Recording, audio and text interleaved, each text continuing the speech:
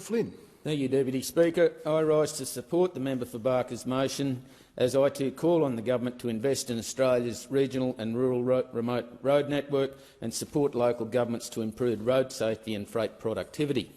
The Flynn electorate is over 132,000 square kilometres, almost twice the size of Tasmania.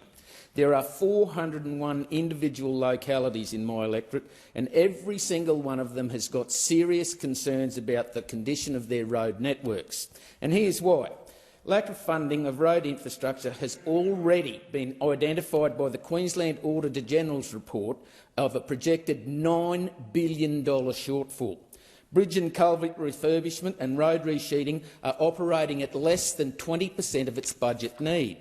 In the Gladstone area, there are 4 bridges with oversized load and weight restrictions on them. These bridges need to be repaired and present huge logistical problems for the region. The former coalition government secured $100 million for this port access road problem back on the 3rd of April 2019. However, this has not progressed, and the access to the Gladstone Port project is stagnant and still in the planning stages since 2020. Motorists have to navigate through 19 sets of traffic lights when travelling through Rockhampton. The Rockhampton Ring Road has been a political football for several years, with construction only starting late last year.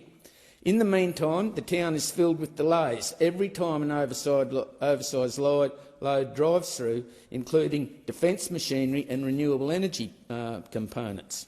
Another bridge that has weight and load restrictions is the Nericol Bridge near Stanwell Power Station.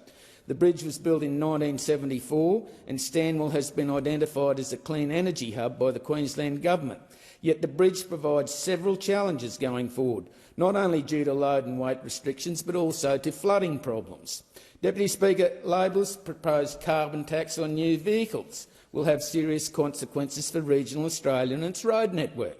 Australians could pay up to $25,000 more for their favourite family car, SUV or four-wheel drive, and up to $18,000 more for their favourite ute, according to research undertaken by the Federal Chamber of Automotive Industries. This will impact individuals, householders and businesses across Australia, including the electorate of Flynn.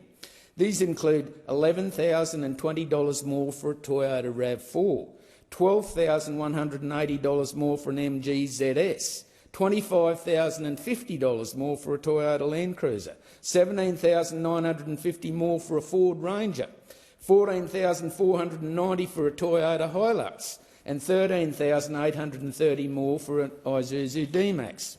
Labor's policy will hit families who rely on SUVs to get their children to school, tradies and farmers who rely on their utes to do their job. Penalties will be imposed on popular petrol, diesel and hybrid models to subsidise the cost of electric vehicles for the rich and inner-city elites. The Flynn electorate is different to other metropolitan areas. We drive longer distances and we use our cars for work and recreation. Labor claims the new vehicle emissions standard will result in lower running costs for new cars, but not if you can't afford to buy one. If Labor's family car carbon tax goes ahead in its current planned trajectory, some manufacturers are also likely to withdraw from the Australian market. Deputy Speaker, the Labor government's ongoing funding cuts to road programs such as the Heavy Vehicle Safety and Productivity program highlights Labor's failure to understand the crucial role that Australia's road networks provide in driving national economy growth and prosperity.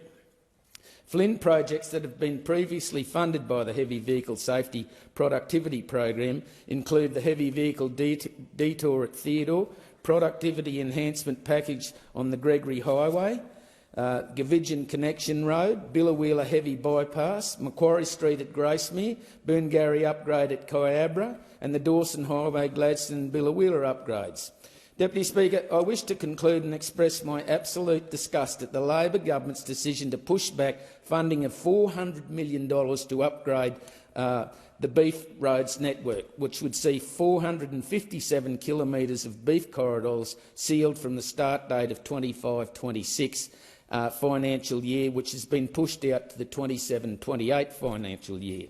The government's decision to delay this funding for beef corridors is evidence that they are happy to treat central Queensland like a cash cow, but not invest in this critical infrastructure that is so important to business and industry. Thank the